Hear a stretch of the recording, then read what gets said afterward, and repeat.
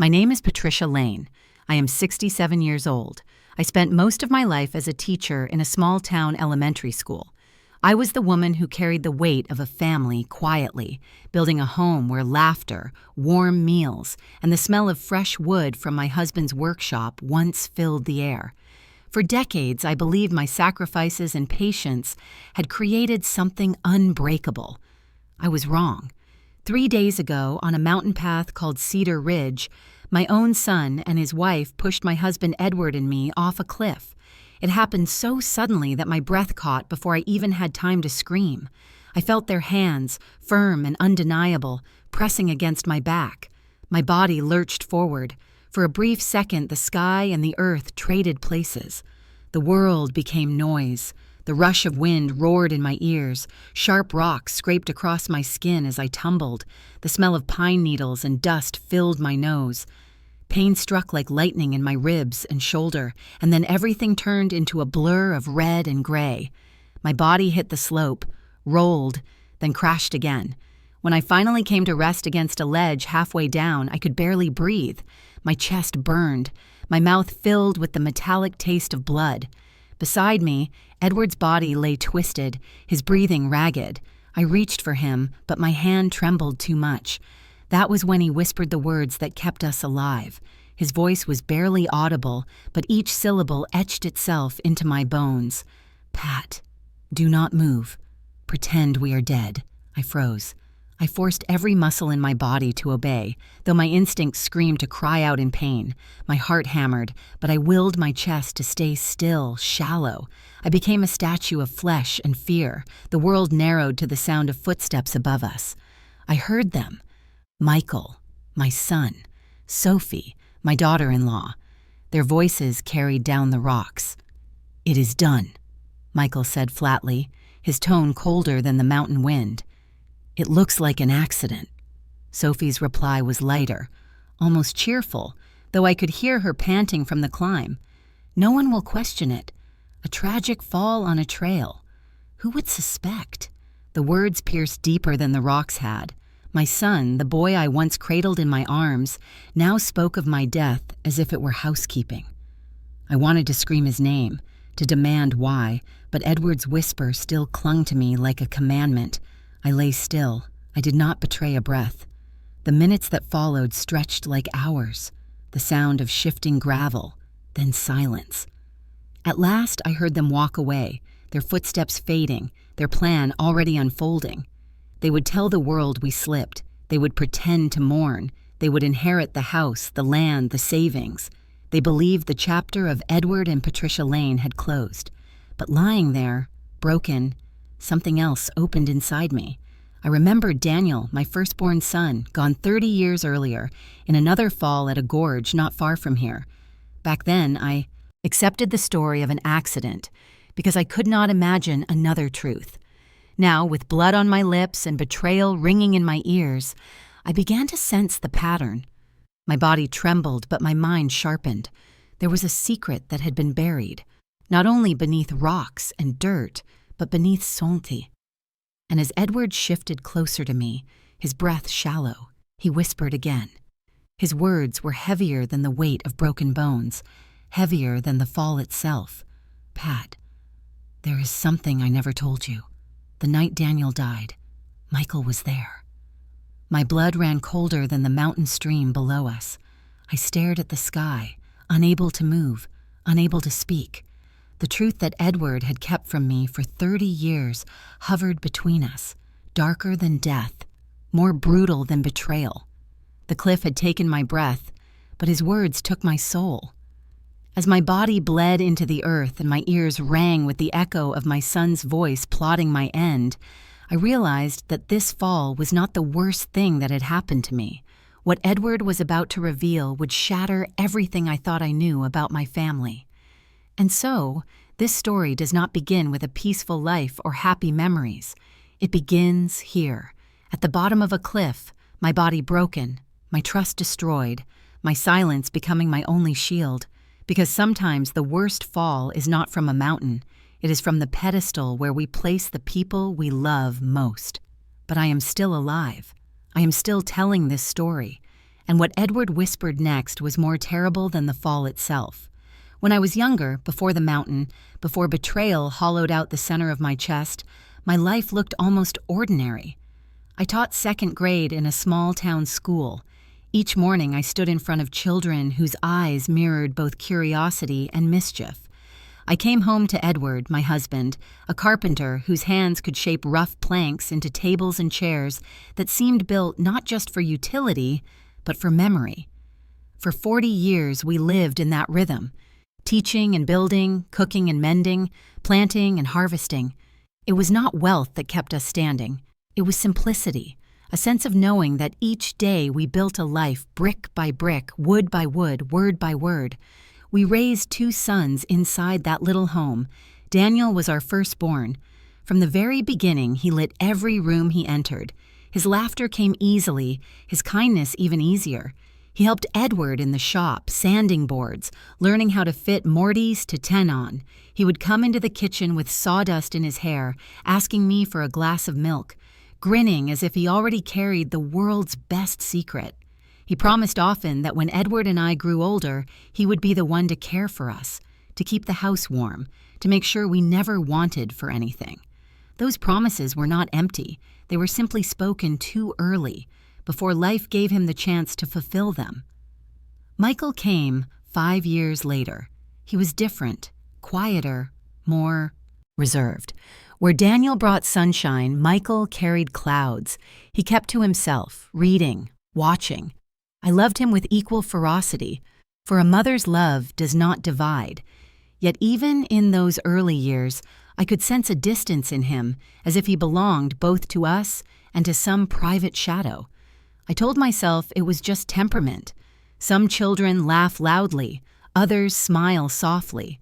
I never allowed myself to think that his silence might harden into something else. Sundays were our sanctuary. After church, family and neighbors sometimes joined us at the long oak table Edward had carved with his own hands. It was a table wide enough to hold roasts and casseroles, salads and pies, but also strong enough to carry arguments, reconciliations, and the clatter of children's spoons. Daniel would talk about engineering, about ideas that stretched beyond our little town, while Michael mostly picked at his food, his fork tracing circles across the plate. I remember those meals as noisy, imperfect, and full of warmth. The walls echoed with life. In those days, small details carried great weight. A single object can hold the echo of an entire world. For me, it was Daniel's porcelain cup, white, with a faint crack near the rim that only I seemed to notice. He drank cocoa from it during winters, lemonade in summers. It sat on the shelf in the kitchen, unremarkable to anyone else. To me, it symbolized the tenderness of motherhood, the continuity of family. I never imagined that one day that same cup would become a relic, a reminder of all I lost. The object I touch when I want to remember what love once felt like before it shattered. The home itself reflected us. Edward's workshop smelled of cedar and oak, of varnish and sawdust. My classroom smelled of chalk and crayons. The children we raised left traces everywhere. Handprints on walls, toys in corners, scribbles on paper left near the fireplace. Life was messy, yes, but it was ours. There were evenings when Edward and I would sit on the porch with coffee, watching the stars, planning small futures, perhaps a trip to the ocean, perhaps a smaller house once the boys had families of their own. We imagined grandchildren running across the same yard where our sons once played tag. We thought the world would continue in that simple, predictable line. I carried pride quietly. I was not a woman who demanded applause. I believed my strength was in holding others up, in making sure lessons were taught, meals prepared, clothes mended. Edward often said I was the backbone of our home. I only smiled and returned to my grading or to stirring the soup. That was my way of loving. I thought it was enough. Looking back now, I see how carefully I polished the surface of our life. I wanted to believe the wood grain of our table, the laughter of Sundays, and the weight of Daniel's porcelain cup could seal over any cracks. For years they did. The memory of that haven is what makes the betrayal so unbearable. Because once, long before the mountain, long before whispers of inheritance and control, our family was whole. We had love, we had routine, we had a life worth keeping. It has been 30 years since the night the first crack split through the center of my family. Even now, the memory of it feels like a wound that never healed, only scarred over. Daniel was 20 years old then. He had just begun speaking about college applications, about leaving our little town to study engineering in the city. He was bright, restless, full of a future that seemed larger than the hills that surrounded us. That October night, he did not come home for dinner. At first, I thought it was ordinary. Young men sometimes lose track of time with friends or walk a little longer to clear their heads. But as the clock ticked toward 11 and then midnight, unease settled over me like a heavy blanket. I went to Michael's room. He was supposedly studying, his lamp glowing, a book open in front of him. His eyes, though, carried something strange, an absence I could not place. When I asked if he knew where Daniel had gone, he shook his head quickly. His lips said no, but his eyes refused to meet mine. Edward went out to search with neighbors. I waited by the window, every set of headlights on the road making my heart jump. At dawn, they found him. Daniel's body lay at the bottom of a gorge on the edge of town. The police called it an accident. They said the rocks were loose, that he must have stumbled in the dark. They assured me there were no signs of foul play, no reason to question. I wanted to believe them. In truth, I needed to believe them, because the alternative was unbearable. To imagine that anything other than bad luck had taken my boy away was too much for my heart to hold. I stood there in the small station, nodding numbly, clutching Edward's arm as if it could anchor me to the earth. My mind refused to go further than the word accident. At the funeral, I wore the same black dress I had worn to my mother's burial. Daniel's friends cried openly. Neighbors spoke of his kindness, of how he once helped repair an old woman's fence, of how he carried books for younger children. I wept until my body gave out, until I collapsed against Edward's chest. Yet even then, through my tears, I noticed Edward's silence. He did not cry the way I did. He stood solid, his face pale, his eyes fixed on something beyond the horizon. It was as if he were listening to a secret no one else could hear. In the weeks that followed, Michael changed. My younger son, who had always been reserved, became strangely attentive. He offered to help me with the cooking, carried groceries without being asked, and lingered in the workshop with his father more often.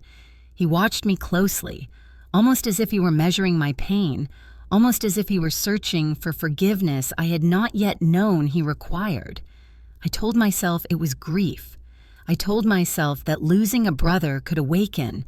Tenderness could soften a heart. He would bring me tea in Daniel's porcelain cup, the faint crack at the rim visible each time I lifted it. "Here, Mom," he would say, his voice quiet, almost rehearsed. I accepted it.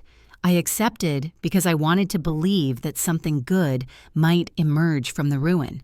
But deep down, in the hollow of my stomach, there was dissonance. Edward's long silences, Michael's sudden devotion, the strange look in his eyes the night Daniel disappeared, all of it pressed against me like stones I refused to lift. Instead, I folded them into the corners of my memory, hid them beneath the word accident, and tried to carry on. Still, a fracture had formed. It was invisible to those who looked from the outside. Our house still smelled of cedar and bread. The porch still echoed with neighbors' greetings, and my classroom still filled with the laughter of children. But inside me, and inside the walls of our family, a fault line had opened. I did not know then how wide it would grow or that one day it would swallow us whole. Life, as it so often does, kept moving forward even when I wanted it to stop. Years slipped by after Daniel's death, years in which I tried to stitch a family back together with threads that felt too fragile. Michael grew into adulthood. He was polite, responsible on the surface, and he spoke of wanting to build something of his own. When he brought Sophie home, I dared to believe that perhaps light might return to our home again. Sophie was beautiful in the sort of way that is not only about appearance, but about presence. She carried herself with a brightness that immediately drew people in. The first time she visited, she walked straight to me, wrapped me in a warm hug, and called me Mom, as if she had been part of our family forever. That single word sent a tremor through me. It had been so long since I had heard it spoken with such ease. My heart softened. In those early years, I saw Sophie as a blessing. She helped me in the kitchen, rolling out pie dough with her sleeves pushed up, laughing when flour dusted her hair. She asked questions about my teaching, about the stories from my classroom. She brought a sweetness back into the air that had grown heavy after Daniel's absence. There were evenings when she and I washed dishes together while Edward and Michael worked in the shop. And for a while, I allowed myself to feel something close to contentment. When the children came, 2 beautiful grandchildren with eyes so full of innocence, I felt as though life had granted me another chance. I held them against my chest, smelled the faint powder on their skin, and thought of the Sundays I had once dreamed of, filled with little feet running across the yard. In their laughter, I could almost hear Daniel again, as if the echo of his voice had found a way back through their Michael appeared successful. He opened his own carpentry shop, taking after Edward. The business seemed to flourish, or at least that is what he told us. He spoke of orders from neighboring towns, of customers who praised his skill. He carried himself with pride, showing Edward new designs, asking for his father's approval. I wanted to believe every word. I wanted to see in him a continuation of the good I once saw in Daniel. Yet beneath the charm of Sophie's sweetness and Michael's ambition, there were moments that unsettled me. When Sophie helped me tidy the living room, her eyes lingered on the antique clock Edward's father had passed down. When she set the table, her hand brushed across the silverware as if calculating its worth. I caught her gaze moving toward the cabinet where I kept family heirlooms, china, photographs, and Daniel's porcelain cup. She smiled when she noticed me watching, quickly turning her attention back to her chores.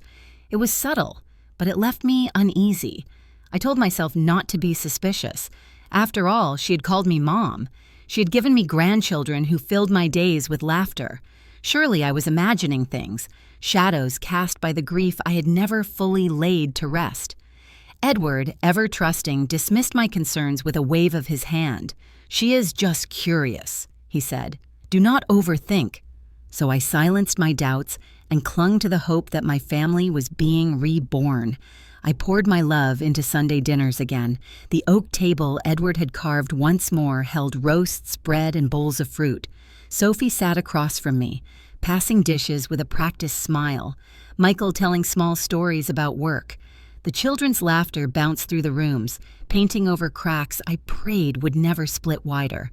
But even as I set Daniel's porcelain cup carefully back on the shelf after every meal, I knew I was living with ghosts.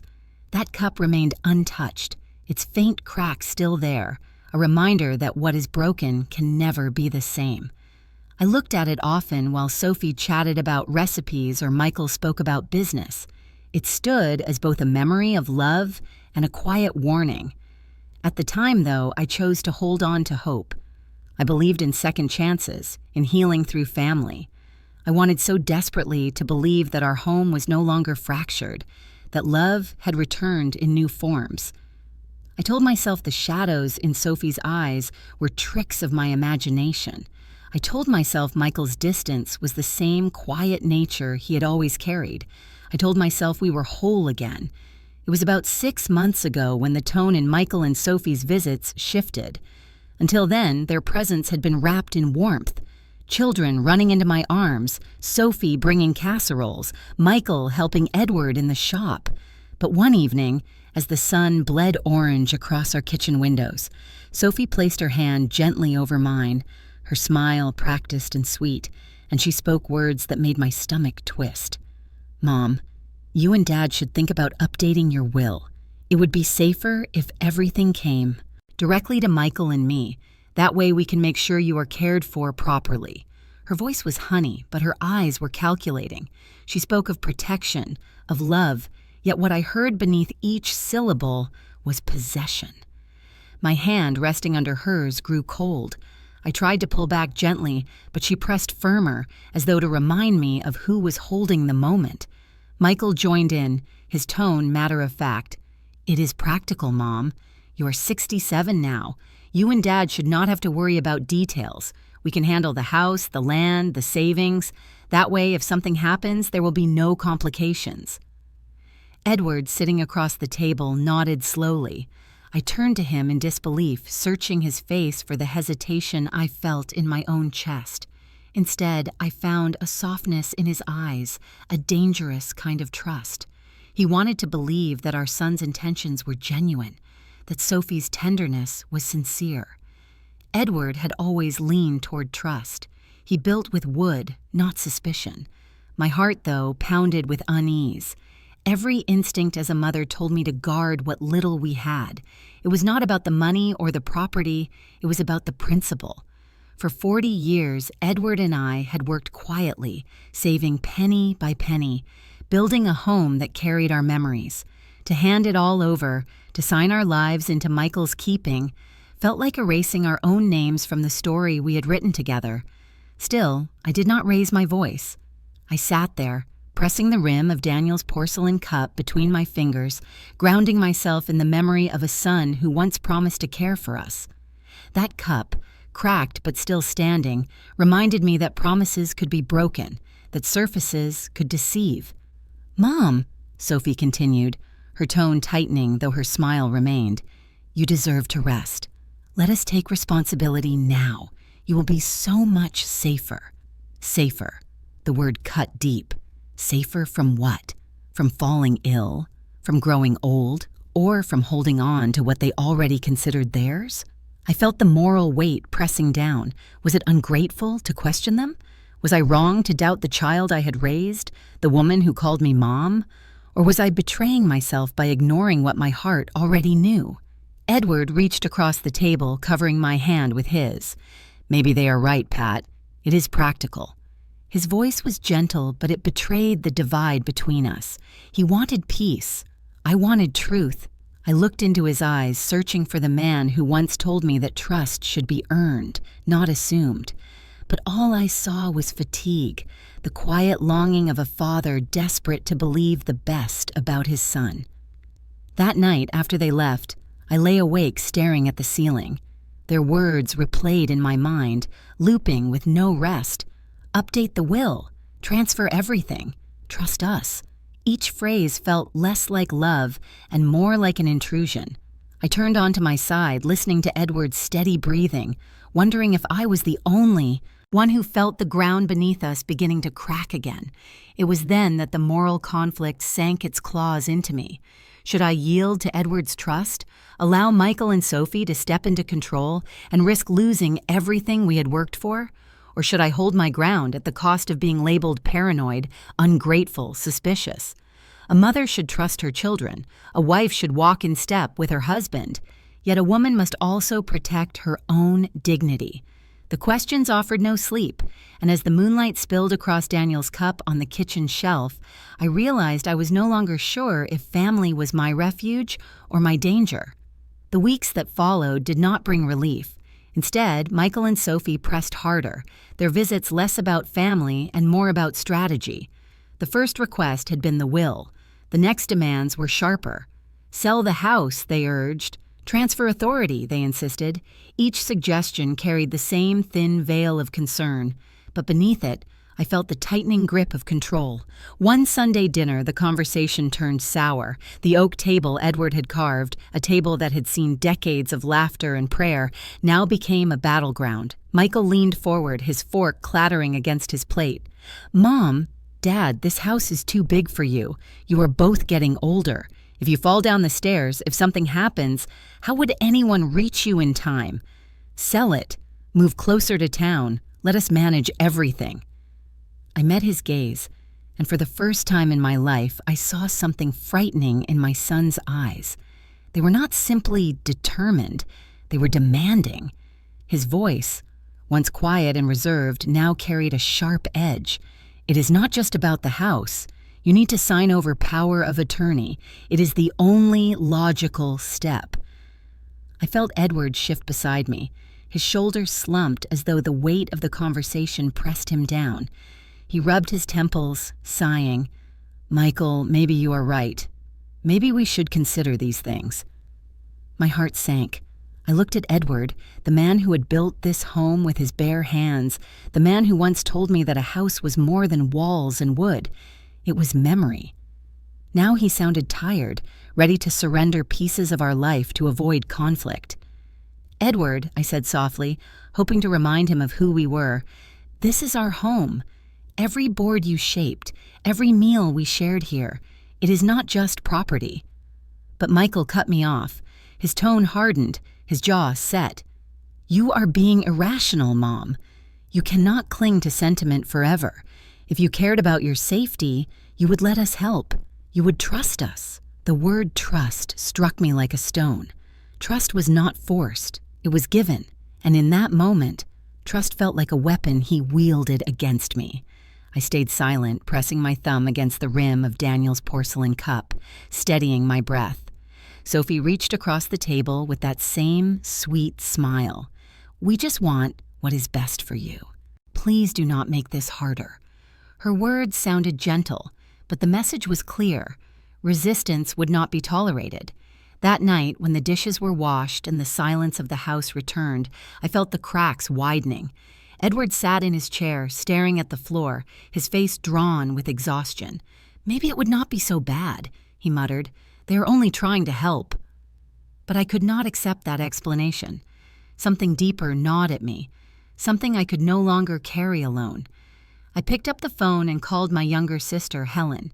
She had always been sharper, less trusting than I was.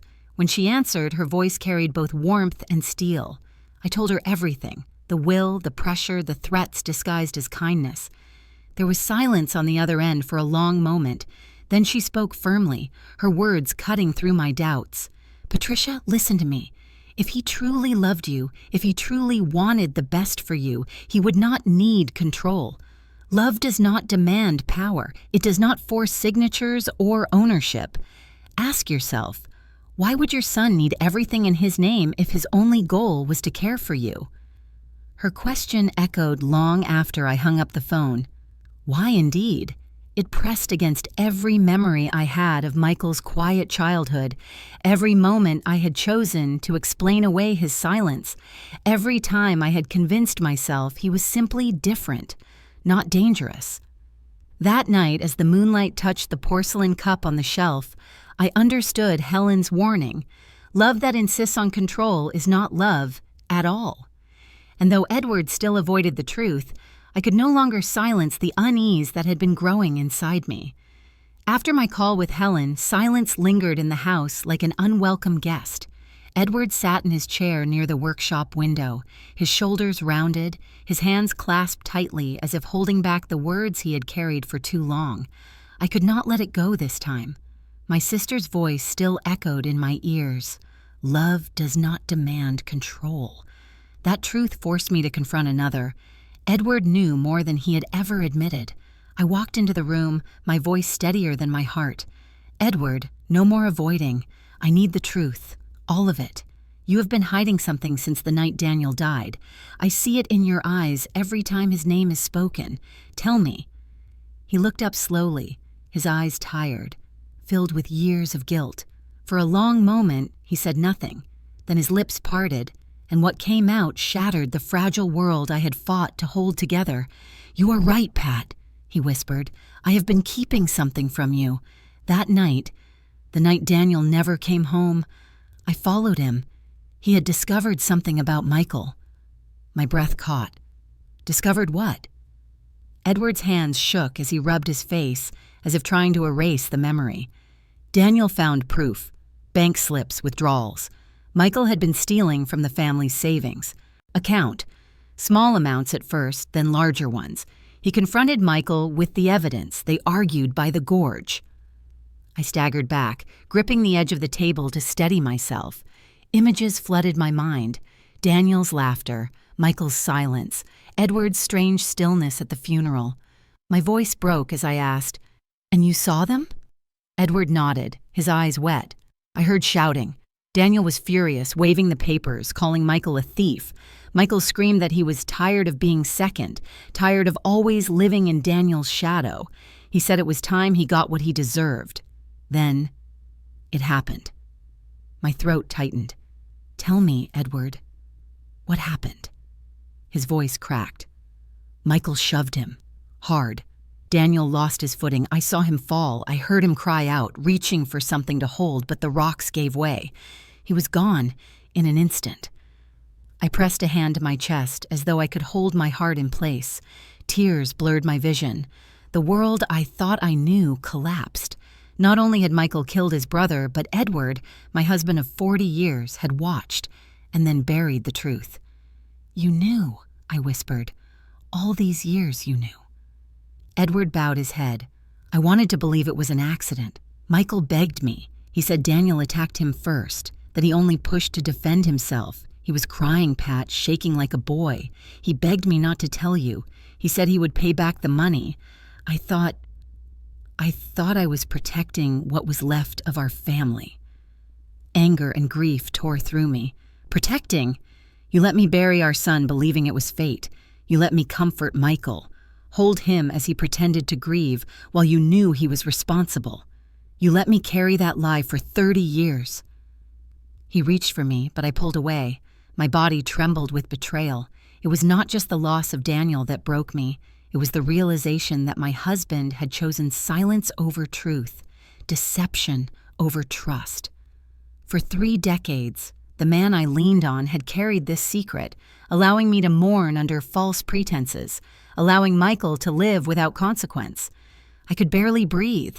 The walls of the house seemed to close in, the memories now poisoned, the oak table, the laughter, even Daniel's porcelain cup. All of it was haunted by Edward's silence. I felt the fracture inside me widen into a chasm. In that moment, I lost not only my eldest son, I lost the marriage I thought was unbreakable. I lost the faith that had carried me through decades of sacrifice. My grief multiplied, twisting into something heavier than I had ever known. The truth had finally been spoken, but it did not set me free. It trapped me in a nightmare I had been living unknowingly for 30 years. And as Edward sat there with his head in his hands, whispering apologies I could not accept, I realized my family had been broken long before the mountain. 2 nights after Edward confessed, the phone rang. The sound startled me. It was sharp, cutting through the heavy silence that had settled over our house. I picked it up with hands that trembled, already knowing who it would be. "Mom," Michael's voice came through, smooth, almost cheerful. "Sophie and I were thinking, your 40th anniversary is coming up. What better way to celebrate than a family trip? We thought about Cedar Ridge. A hike together, some photos, a picnic. You have always wanted to see the view from the top."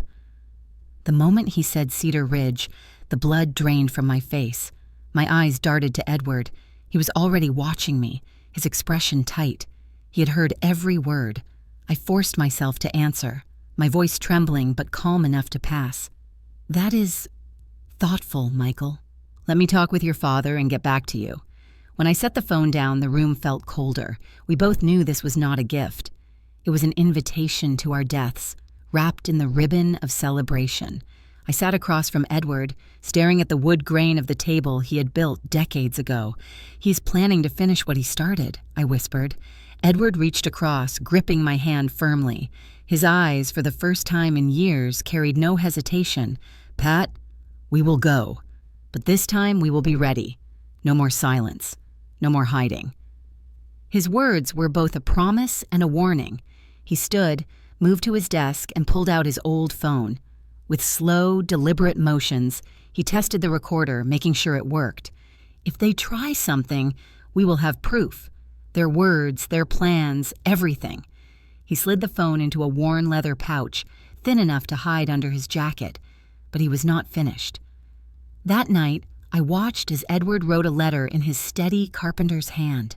His pen scraped against the paper, each stroke deliberate, each sentence heavy with truth. He wrote to Helen, my younger sister, the one who had always asked the hard questions, the one who had warned me. The letter detailed everything: Daniel's death, Michael's theft, the growing pressure, and now the invitation to Cedar Ridge. When he sealed the envelope, he placed it in the drawer where we kept our important documents: birth certificates, insurance papers, marriage license. "If we do not come back," he said, looking at me with weary resolve, "Helen will know where to find it. She will know the truth." I pressed Daniel's porcelain cup between my palms, feeling its familiar crack under my thumb. It had become my anchor through grief, through suspicion, through revelation. Now it was also my reminder that silence was no longer protection. It was complicity. That night, Edward and I lay side by side in bed, the moonlight casting pale stripes across the room. For the first time in decades, we whispered plans not about the future we wanted, but about surviving the trap our son had set. My chest tightened with both fear and determination. The deadly invitation had been given, and we had accepted. Saturday morning arrived clear and cruelly beautiful. The sky was washed in pale blue, the kind of day one might normally call perfect for a hike. Yet every ray of sunlight felt like mockery. Edward and I stood by the doorway, bags packed, hearts heavy. When Michael's truck pulled into the driveway, Sophie was the first to step out. She carried a woven picnic basket, her face glowing with a practiced brightness. "Happy anniversary, she exclaimed, her voice light as bells. "We brought food, drinks, and of course the camera. This will be a day to remember." She leaned in to hug me, the scent of perfume cloying, her arms firm around my shoulders. For a fleeting second, I thought of how I had once believed that embrace meant love. Now it felt like shackles. Michael followed, cheerful to the point of cruelty. He whistled a tune as he loaded ropes, harnesses, and his new backpack into the car. His smile was wide, his words rehearsed. "The weather is perfect. We are going to see the valley from above. You will love it, Mom, Dad." Every syllable dripped with false enthusiasm. He was not taking us to see beauty, he was escorting us to the edge of an ending. The drive to Cedar Ridge was long, but suffocatingly quiet inside me. Sophie chatted about the view, about how she could not wait to take family pictures. Michael asked Edward about tools, about whether he still kept his old chisels sharp. On the surface, it was small talk, but underneath, I heard the countdown ticking. Every mile brought us closer to their plan.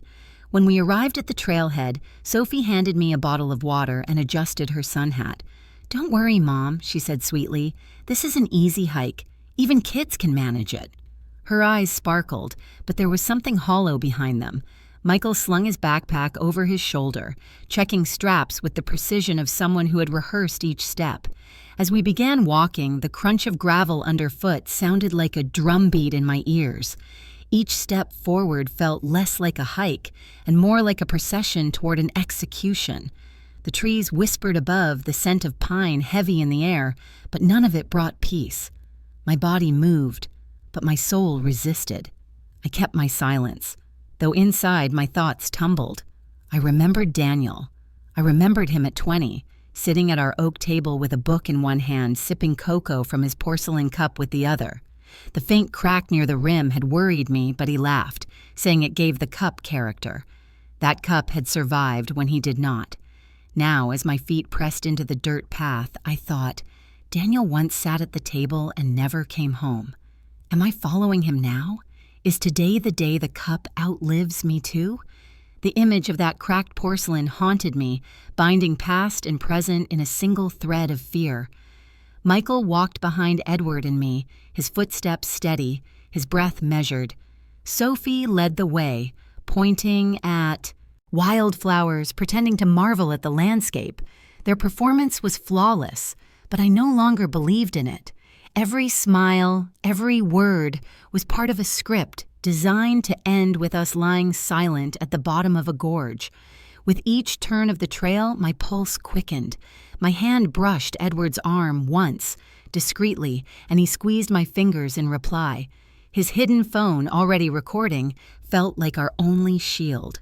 We walked on, knowing that every step carried us closer to the truth that could either condemn us or save us. The path narrowed as we climbed, the trees thinning until the sky opened wide above us. The air smelled sharper there, tinged with stone and pine resin. Sophie's voice broke the silence, bright and insistent. "Look up there!" she called, pointing toward a rocky outcrop. The view is breathtaking. Let's go take pictures together. It will be perfect for your anniversary." Her tone was light, but I felt the weight beneath it. Edward and I exchanged a glance. We both understood. This was the place. We followed step by step until the ground leveled into a flat ledge. From there, the valley stretched in every direction. Green ridges, a ribbon of river glittering in the distance. It should have been magnificent, but all I felt was dread. The ledge was narrow, the rocks loose. One wrong step would mean the end. Michael moved behind us, his breathing steady, his face unreadable. He pretended to adjust his backpack, but I knew he was calculating. I could almost hear the silent rhythm of his thoughts. A push, a stumble, an accident no one would question. Sophie lifted the camera, smiling sweetly. "Stand closer to the edge," she urged. "Put your arms around each other. I want the whole valley in the background." Edward slipped his arm around me, his touch trembling yet strong. He pulled me close, his lips brushing my ear. "Hold tight, Pat," he whispered, his voice low enough that only I could hear. "This may be our last picture." I turned toward him, resting my head against his shoulder. For one fleeting moment, I let myself remember all we had shared. Sunday meals, starry nights on the porch, Daniel's laughter echoing through the house. We had built a life from nothing, and now we were holding each other at the edge of everything. Then it came. The sudden shove. Michael's hands pressed against our backs, hard and deliberate. My body lurched forward, the earth vanishing beneath my feet. The world spun into chaos, the sharp whistle of wind, the sting of gravel, the crash of branches snapping. We tumbled down a talus slope, not the sheer drop I had feared, but steep enough to bruise, to batter, to break. Rocks struck my side, scraping skin. Shrubs and low pines tore at my arms and slowed our fall. Dust filled my mouth, and the taste of blood followed. The impact rattled my bones, but the slope, littered with debris and brush, softened the descent enough that I lived. I landed twisted. Against Edward, my chest heaving. Pain surged through every limb, but before I could cry out, I heard his voice, urgent and hoarse. "Pat, don't breathe too loud. Pretend we are dead." I forced my body into stillness, fighting the panic that clawed inside me. My breaths grew shallow, measured, as if I could trick death itself. The smell of earth pressed around me, cold and metallic, like iron and dust. Above, I heard the crunch of footsteps and Sophie's voice, calm and chilling. "It's done. No one will question." They slipped. My eyelids fluttered, but I kept them closed, clinging to Edward's words. "Pretend we are dead." My heart thundered, but I silenced it in my chest. In that moment, survival depended not on strength or flight, but on the quietest act of all, stillness. I forced myself into stillness. My body sprawled on the jagged slope as if life had already left me. Every nerve screamed, every bone ached, but I held to Edward's command. "Do not move. Do not breathe too loud. Pretend." The metallic taste of blood filled my mouth. I let it trickle without swallowing, letting it paint me as lifeless. Above us, I heard Michael's ragged breath. "It's over," he said, his voice shaking with exertion. "They slipped. It will look like a tragic accident." Sophie's footsteps crunched closer to the edge. Her tone was softer, steadier, almost rehearsed. "The story is simple. We were hiking together. Dad stumbled, grabbed Mom, and they both fell. We tried to help, but we slipped too. That's all anyone will ever know." A pause stretched, broken only by the wind whistling across the ridge. Then came a sound that made my blood freeze. Sophie's light laugh. It was not relief or sorrow. It was released. "At least now," she murmured, her sweetness stripped bare. "We don't have to pretend to love them anymore." The cruelty of her words cut deeper than the rocks beneath me. For years she had called me Mom, wrapped me in hugs, and filled my kitchen with chatter. All of it had been an act. In that laugh, the mask fell away, and I saw the truth of who she had been all along. Michael exhaled hard as though the burden had finally lifted. "Good. Finally we can breathe. Once the rescue team finds us, they'll believe every word. No one will question." Inside my still body, rage and grief battled. but I stayed silent. My power in that moment was not to confront them, not to gasp or accuse. It was to withhold, to keep the truth tucked against my chest like a hidden blade. My silence was survival, and my silence was strength. Time blurred into a haze of pain and silence. I kept my body limp, my eyes closed, my breathing shallow. Each second stretched like an hour until I heard voices. Unfamiliar, urgent, cutting through the mountain air. A group of hikers had stumbled upon us. "Down here, 2 more bodies," one of them shouted. The sound of hurried steps followed, rocks shifting as strangers descended toward us. I felt my hands brush my wrist, searching for a pulse. "She's got one! Faint but steady, get the kit!"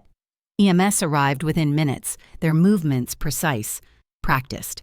I felt the cold press of a cervical collar against my neck, straps tightening to hold me still. Boards slid beneath Edward and me, stretchers unfolding with metallic clinks. A paramedic's voice hovered near my ear. "Stay with us, ma'am. You're not alone." I wanted to answer, but silence was my shield. Through half-closed lashes, I caught fragments of the scene above. Michael's voice cracked with feigned desperation. "Please, save them! They're my parents. They slipped. It all happened so fast." Sophie wept loudly, her cries echoing against the rocks. To the rescuers, they looked like grieving children, desperate and devoted. No one suspected. To outsiders, they were the portrait of filial love. Only Edward and I knew the truth, and for now that truth lived in silence. And in the phone, hidden beneath Edward's jacket, I prayed the rescuers would not discard it, that the chain of custody would hold, that evidence would survive alongside us. I let the stretcher straps bind me, my body swaying as they carried me up the slope. My lips parted just enough to release a shallow breath, but I did not speak. Not yet. My silence was the only weapon I had left, and I intended to use it until the moment was right. The fluorescent lights of the ICU glowed dim and steady above me. Machines hummed softly, their rhythms disguising the storm inside my chest. I kept my body still, eyes closed, breath shallow, though my mind was wide awake. The door opened with a hushed creak. Soft footsteps approached my bed. Sophie's perfume reached me first, then her whisper, low and sharp. "I hope you learned your lesson, Patricia. Some truth should stay buried. What happened to Daniel? It is better to be left alone." Her tone sliced through the quiet like a knife. The sweetness she showed others was gone. What remained was the voice of a woman who had chosen deceit as easily as she once chose endearments. I resisted the urge to flinch, to open my eyes and face her. Instead, I remained motionless, every muscle disciplined. My silence was my armor, my protection. What Sophie did not realize was that the ICU had its own eyes and ears. A small camera in the corner captured her face, her lips forming each word. A microphone embedded in the wall picked up the sound of her whisper. Nurse Innes entered quietly, checking the monitors, pretending not to notice Sophie leaning close. But I caught the shift in her posture, the way her eyes lingered just a moment too long. She had heard enough to know something was wrong. She had become an accidental witness, a reflector of truth I could not yet speak. Sophie straightened, adjusting her blouse, her mask of grief returning as footsteps approached from the hallway. She placed a gentle hand over mine and cooed, "Rest well, Mom, we love you." Then she left, leaving the poison of her words behind. I stayed silent, but inside I knew the tide was turning. The truth had been spoken in a whisper meant only for me, yet the walls had listened, and so had Nurse Innes. My silence was no longer a weakness. It was proof waiting to surface. The next morning, the hospital room filled with new footsteps, firmer, heavier, carrying authority. 2 detectives entered, their eyes scanning the machines, then settling on me with quiet respect. One of them held Edward's phone sealed in an evidence bag. "Mrs. Hall," he said softly, "your husband recorded everything on the mountain. We have already listened. The words are clear." I closed my eyes briefly, a wave of relief mixing with grief. Edward's trembling hands, his quiet insistence to prepare, had preserved the truth we needed. Not long after, Helen arrived. Her face was pale, her hands clutching an envelope, the very one Edward had written before the trip. She handed it to the officers without hesitation. "This is my brother-in-law's letter. He wanted me to have it if anything happened." Her voice cracked, but her resolve was steady. The detectives nodded, unfolding the pages filled with Edward's careful handwriting. Every line confirmed the suspicions, the theft, the plan. There was no more room for doubt. By afternoon, the hospital corridors shifted from routine to charged tension. I heard the sound of boots echoing, the click of handcuffs ready. Then came Michael's voice outside my door, falsely tender, rehearsed for an audience. "We just want to check on our parents, officer."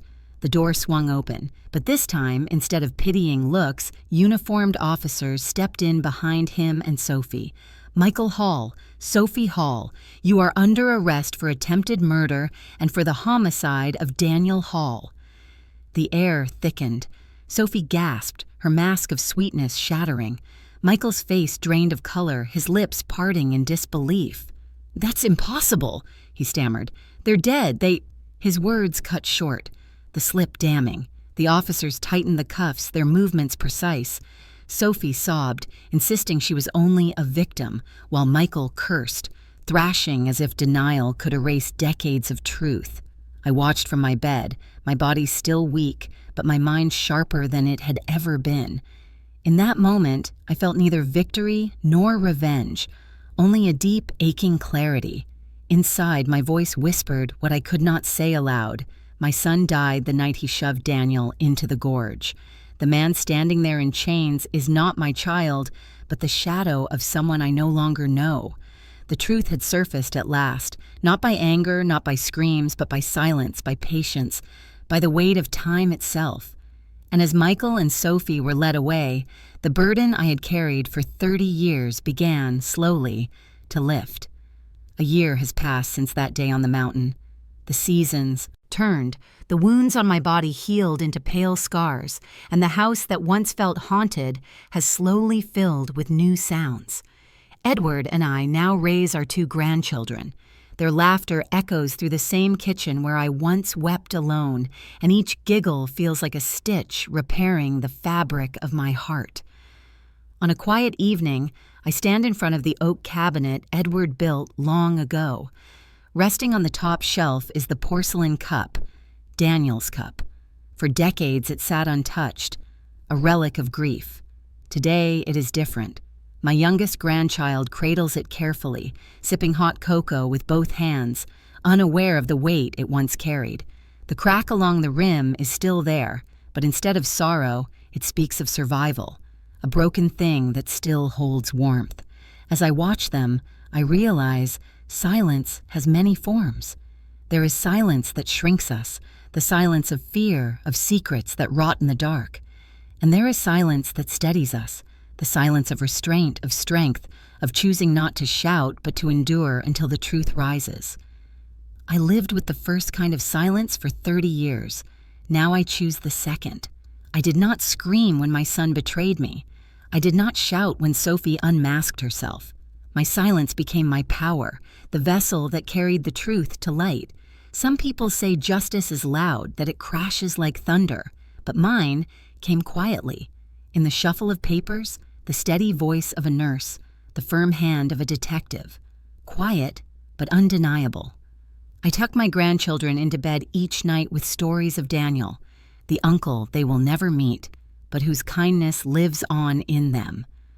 Through them, I find not just healing, but a chance to pass forward the love that was never false.